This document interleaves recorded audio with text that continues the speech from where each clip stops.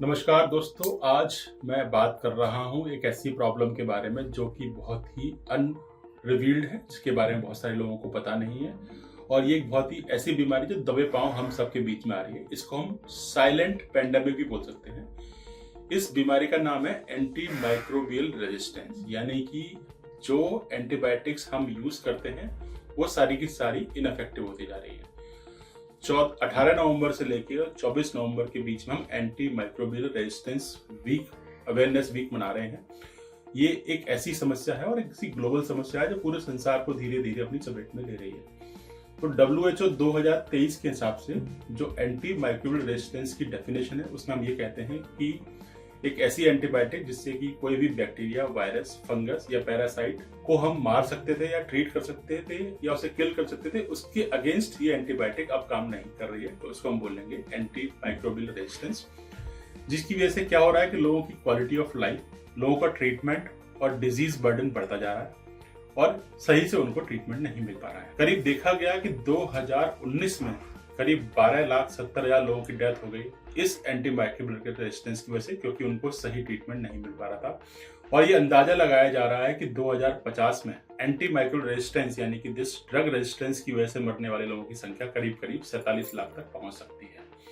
आखिरकार ऐसा हो क्यों रहा है? 2019 में हुए एक सर्वे के हिसाब से अगर देखते हैं तो करीब 54% लोग ने देखा कि उन्होंने जो दवाइयां थी वो डेली डिफाइंड डोज से ज्यादा मात्रा में ली।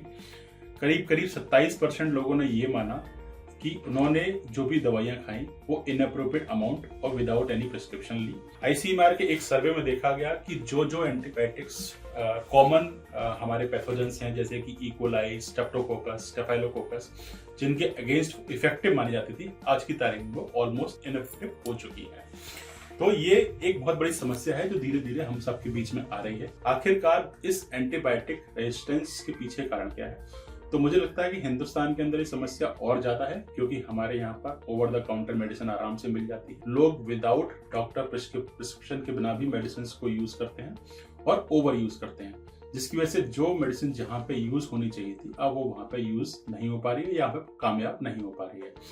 इसके पीछे मुख्य कारण है कि हमारे यहाँ पे लोगों को उतनी अच्छी एजुकेशन और उतनी अच्छी नॉलेज भी नहीं है, अवेयरनेस नहीं है, हमारे public health system over burden है, इनअप्रोप्रिएट नॉलेज और ये over burden health system in चीजों को और बढ़ावा दे रहा है। एक फेमस डॉक्टर सेंथिल कुमार की रिपोर्ट के हिसाब से अगर देखा जाए तो उन्होंने टर्शियरी केयर हॉस्पिटल में स्टडी की और ये पाया कि करीब 53% लोगों में, बल्कि जेरेट्रिक पॉपुलेशन में, जो एंटीबायोटिक्स दी गई वो एम्पेरिकली दी गई। कैंसर, जो कि हमारी हिंदुस्तान में 5th common cause of death है, उसमें भी ये देखा गया कि उनके अंदर होने वाले कैंसर पेशेंट में होने वाले इन्फेक्शंस और कॉमन इन्फेक्शन जैसे कि Klebsiella pneumonia, Pseudomonas, E coli, Streptococcus, Staphylococcus के अंदर भी बहुत ज्यादा रेजिस्टेंट पैटर्न देखने को मिला, जिसकी वजह से हमें हायर एंटीबायोटिक यूज करने के लिए मजबूर होना पड़ा। ये ड्रग रेजिस्टेंस कॉमन बीमारियों में भी देखने को मिल रहा है।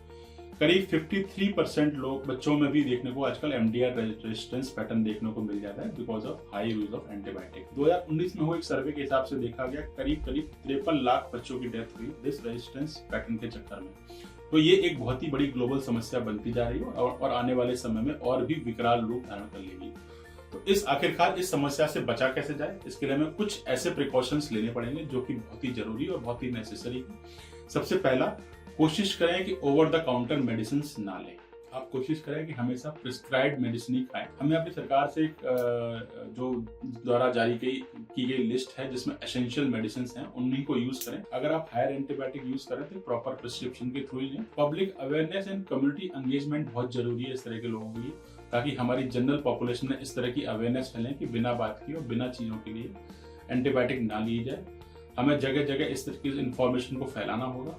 डॉक्टर से भी इस रिक्वेस्ट की जाएगी कि वो एंटीबायोटिक को बहुत ही जुडिशियस तरीके से और बहुत ही सैद्धांतिक तरीके से एंटीबायोटिक्स को यूज करें। हायर एंटीबायोटिक के यूज से बचें और इन कॉमन एंटीबायोटिक को ही अपने कॉमन प्रिस्क्रिप्शन में शामिल करें जब तक कि उनकी रिक्वायरमेंट न हो। ये भी देखा जाता है कि अगर हमें किसी भी बीमारी में ऐसा संदेह होता है कि हमें हायर एंटीबायोटिक यूज करनी पड़ेगी, तो उससे पहले हम कोशिश करें कि उनका एक bacteriological management like blood culture, urine culture और जो भी कल्चर्स लेते हैं उसके बाद ही हम एंटीबायोटिक को यूज करें। इससे कि हम इस होने वाले माइक्रो रेजिस्टेंस पैटर्न को कम कर पाएंगे और आने वाली जनरेशन को इस भयंकर और विकराल होने वाले समस्या से बचा पाएंगे। आपने बहुत ही धैर्य से सुना, धन्यवाद।